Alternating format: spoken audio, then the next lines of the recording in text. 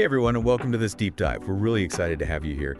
This deep dive is really crafted for you, the learner, someone who wants to get to the heart of things quickly, understand them deeply, but not feel overwhelmed. Exactly. I think we all feel overwhelmed sometimes. So today we're tackling something that's pretty universal, procrastination. And how can we be more productive? Think of this as your direct route to getting things done and feeling really good about it. Feeling good about it, that's the important part, right? Yeah. Not just kind of trudging through it. Right, yeah. Yeah. Exactly. So we've sifted through a range of ideas, and we're going to bring you some simple, actionable strategies that you can use, like right away, to really see a difference. Immediately. Yes. Our mission here is to extract those key insights and make them clear, engaging, and relevant, immediately relevant to your desire.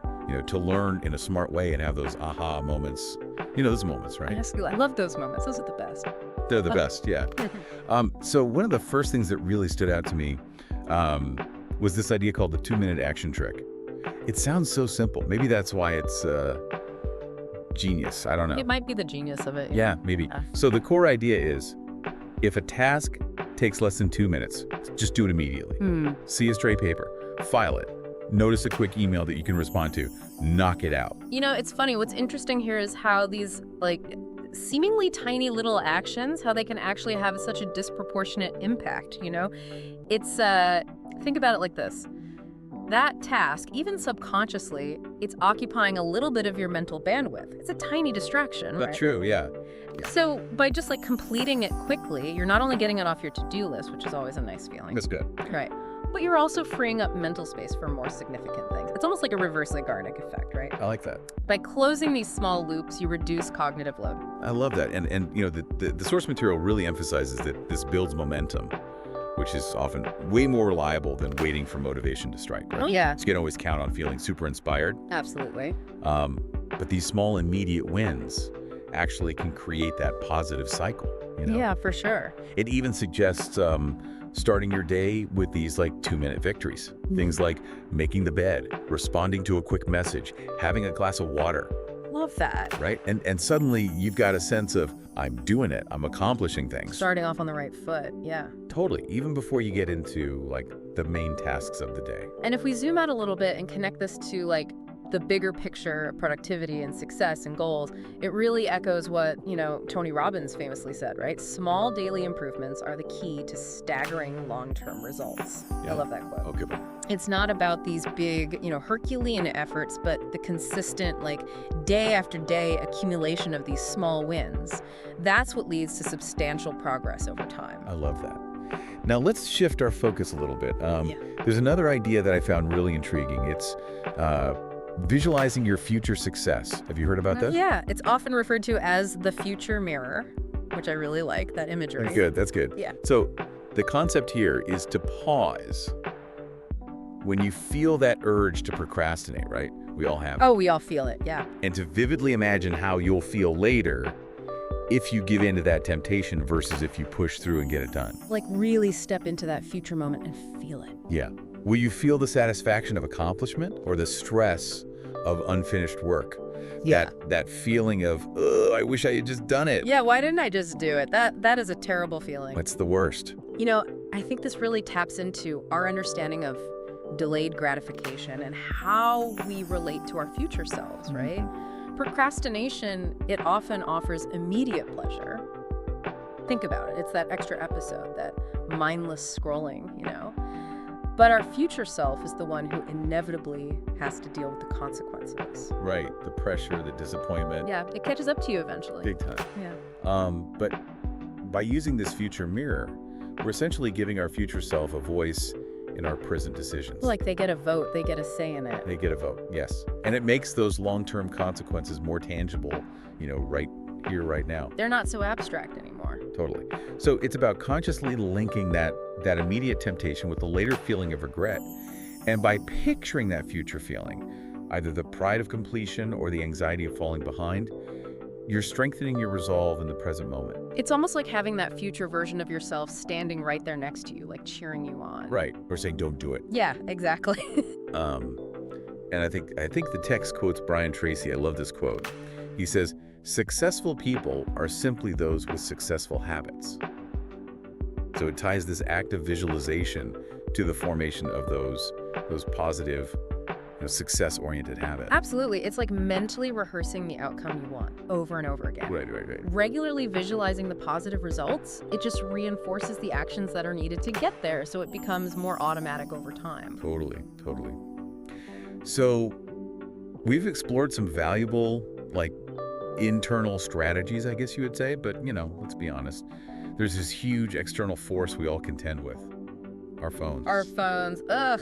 The source material calls it the distraction monster. Can you disagree? It's so true. Yeah. I don't think I can. It's like this constant stream of notifications and temptations that are just pulling us away from what we're actually supposed to be doing. Always beckoning us, right? Yes. And the challenge here, which I think is really good, is try putting your phone in another room while you're working. Just try it. What happens? It's funny because the initial discomfort that people experience, and I've experienced this myself, it's actually really revealing. It highlights just how addicted we are to this constant connectivity. We really are. We are. It's sad, but it's true. But the good news is, as the text points out, that initial unease tends to fade. Yeah. And what often emerges is this remarkable sense of quiet, focus, and even what psychologists call flow. It's like finally our brains have the space to actually concentrate without this constant barrage of interruption. Right. Because our brains weren't made to work that way. No. We weren't made for that. No, we need some space. We need some downtime. Totally. And I really like the practical exercise that was suggested in the text. It said, set a 30-minute timer, leave your phone in another room, somewhere out of reach, and focus on one single task. Resist the urge to check notifications, switch tabs to do anything else. It's almost radical in today's world, It is. It's going against the grain. It really is. And the anecdote about Anna, the graphic designer, that really resonated with me. She thought she was using, Pinterest for inspiration, but she realized it was actually just a form of avoidance. Wow.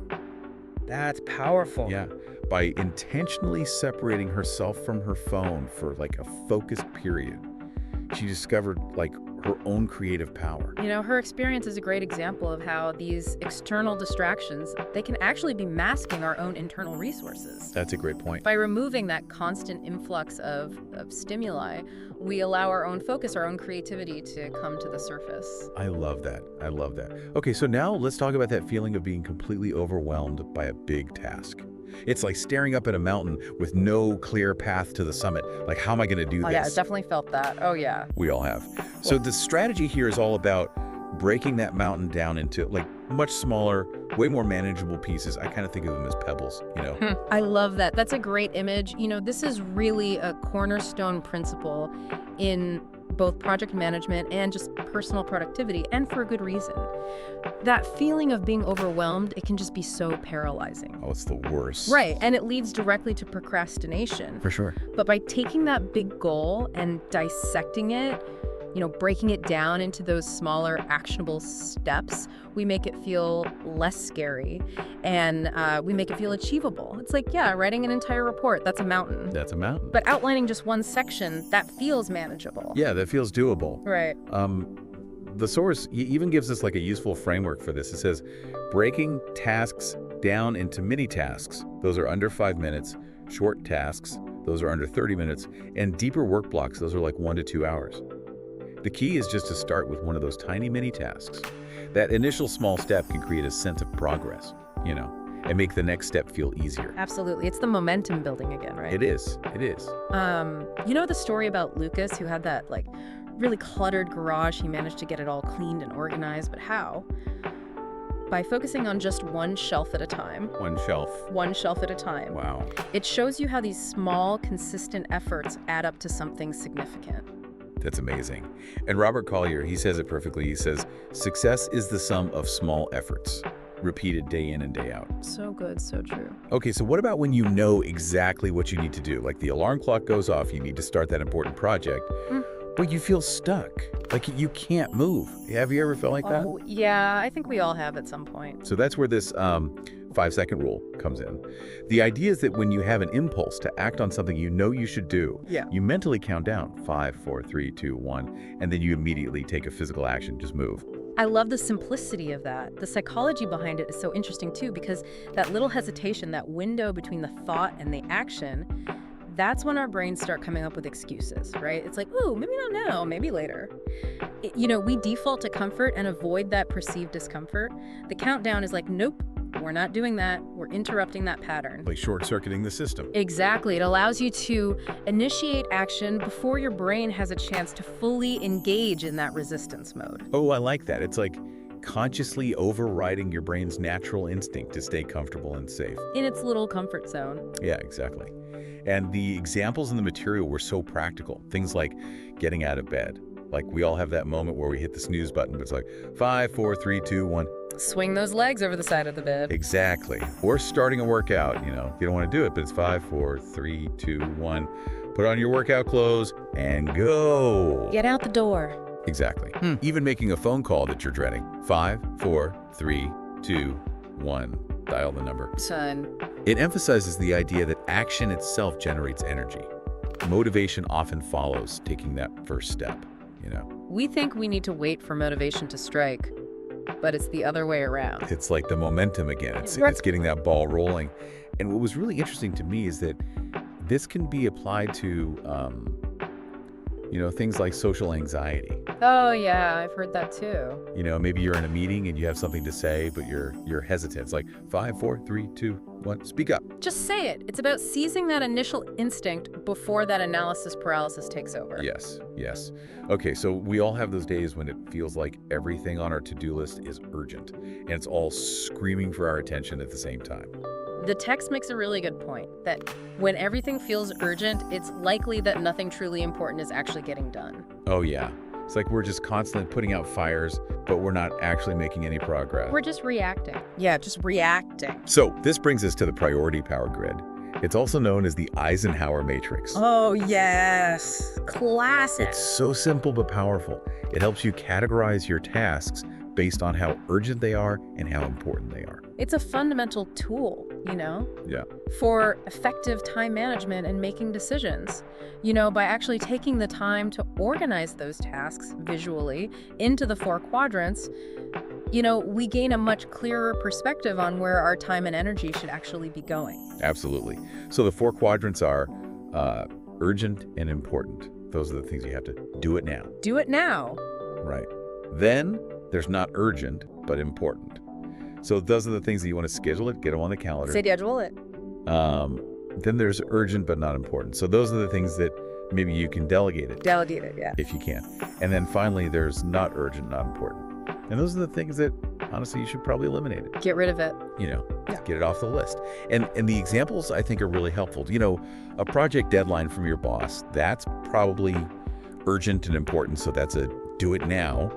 But, planning for long-term career goals, that's not urgent necessarily in this moment. Right. But it's definitely important. So that's something that you schedule it, you get it on the calendar. Or the calendar. Or maybe answering the ringing phone for a colleague, that feels urgent, Oh, The phone is ringing. you want to pick it up. Yeah. But it might not actually be important to your core responsibilities. Right. So that's something that, maybe you can delegate it. Yeah. And of course, we all know this one. Scrolling through social media endlessly. Oh, yeah.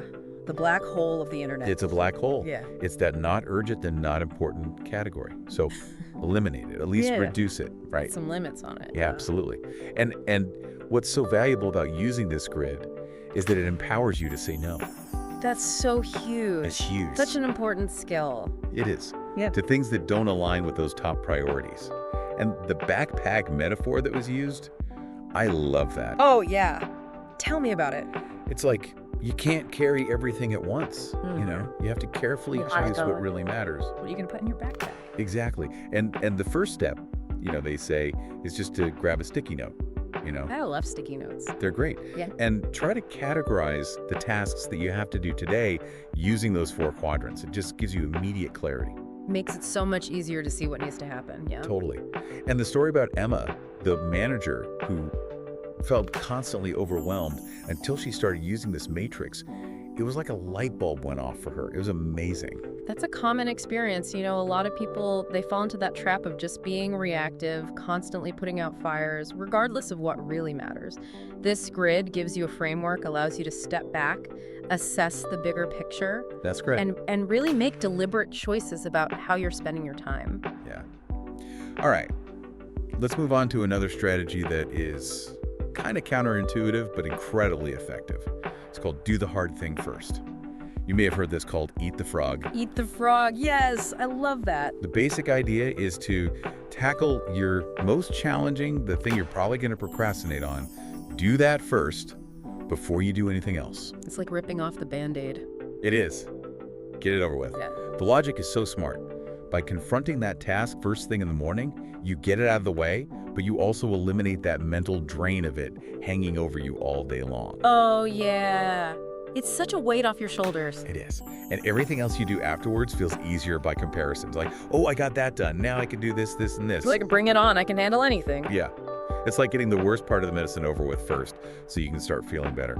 I love the analogy of pulling out a splinter. Oh, yeah. Brief moment of discomfort and then immediate lasting relief. The relief is so good. It is. And the example of Mark, the entrepreneur who dreaded looking at his financial reports, oh man, that hit home for me. It's relatable. It is. He would put it off and put it off. But when he started facing that anxiety-provoking task first thing in the morning, his stress levels actually decreased. It's funny how that works. It is. Mark's experience is a good example of how often the anticipation of a task, the dread leading up to it, is actually worse than the task itself. Yes, it so is. It's like we build it up in our minds to be this huge thing. We make it into this monster. Yes, and then we do it and we're like, oh, that wasn't so bad. Yeah, right. And the tip that the material gave, which I really liked, was to identify that one dreaded task the night before. Yeah, that's good. Put it at the top of your list. That way you're mentally prepared to just get it done first thing. It's ready and waiting for you. It is. Okay. Finally, let's talk about something that I think many of us can struggle with, especially those of us who really strive for excellence. I hear you. It's this concept of embracing imperfection to start. Oh, yeah. It's a big one. It's a big one. And the material really challenges that common myth that we need to be completely ready, that everything has to be perfect before we begin a task or project. It's so tempting to wait for the perfect time, the perfect conditions. But honestly, those might never come. They probably won't, right? Yeah. It's just this way of putting things off. It is. The text suggests that perfectionism is actually just a manifestation of fear. Fear of failure, fear of judgment, whatever it might be. Fear dressed up in fancy clothes. Yeah, exactly. I Yes, love that. And the story of Sarah, the aspiring writer, who finally launched her successful blog. You know how she did it? Oh. By giving herself permission to publish imperfect first posts. She didn't wait for them to be perfect. She just started. Oh, that takes courage. It does. And Ziglar says it so well. He says, you don't have to be great to start, but you have to start to be great. That's so good. It really is. Yeah. So it's about shifting our perspective, understanding that mistakes aren't failures. They're valuable opportunities to learn and grow. They're feedback. Yeah. They're how we get better. They are. The ultimate goal is progress, not achieving some flawless ideal right out of the gate. The analogy that they used in the text, which I love, is learning to ride a bicycle. Oh, yeah. Classic. You're going to fall, right? You're going to wobble. You're going to get scraped knees. You are. But that's part of the process. Well, you have to fall to learn how to ride. You do. And the suggestion that they gave, which I think is great, is set a timer for like 20 minutes and work on a project with the permission to do it badly. Oh, I love that. It's like giving yourself permission to just like be messy and make mistakes and not worry about it being perfect. It takes the pressure off. It does. And you shared a personal anecdote about starting to make videos, even though you were uncomfortable with your voice and your production quality. Mm-hmm. You just started. I just jumped in. I had to remind myself that it was okay to be a beginner, to be imperfect. I've learned so much along the way. Absolutely. Yeah. So to recap quickly for you, the learner, we've explored some really amazing, actionable strategies for conquering procrastination and boosting your productivity. There's the 2-minute rule. If it takes less than 2 minutes, do it now. There's the power of visualizing your future self.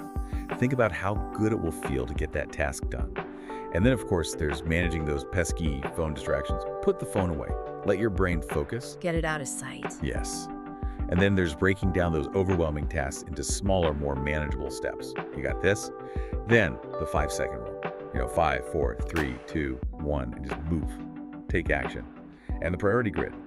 Figure out what's truly important and urgent, and then say no to everything else. And of course, do the hard thing first. Eat that frog. Get it out of the way. Get it done. And finally, the most liberating one, I think, is embracing imperfection to start. You don't have to be perfect, you just have to start. Progress over perfection. Yes. These aren't just like quick fix productivity hacks. They're tools for greater freedom. Freedom from stress, freedom from hesitation, freedom from fear, freedom from regret. Absolutely. They can really transform your life. And they directly support your goals as a learner, Yeah, they can help you make real progress towards your goals. Totally. So imagine the effect of consistently applying even just one or two of these techniques. Think about the confidence you'll gain, the clarity you'll experience, the overall sense of calm. It's amazing. Yeah, it's about making small changes that lead to big results. Absolutely. Your journey toward being more effective, it's an ongoing process. It's not a destination. It's a journey, right? It's marked by these small, consistent improvements. Yeah. And every step you take, no matter how small, contributes to significant long-term results. You got this, one step at a time. So here's a final thought for you to consider. Which of these strategies really resonates with you right now? And what's one tiny action you can take, like in the next few minutes, to actually put it into practice? This deep dive is just the beginning. It's the start of your journey toward taking control of your time, your energy, and ultimately your success. So keep learning, keep growing, and we'll see you on the next deep dive. See you next time.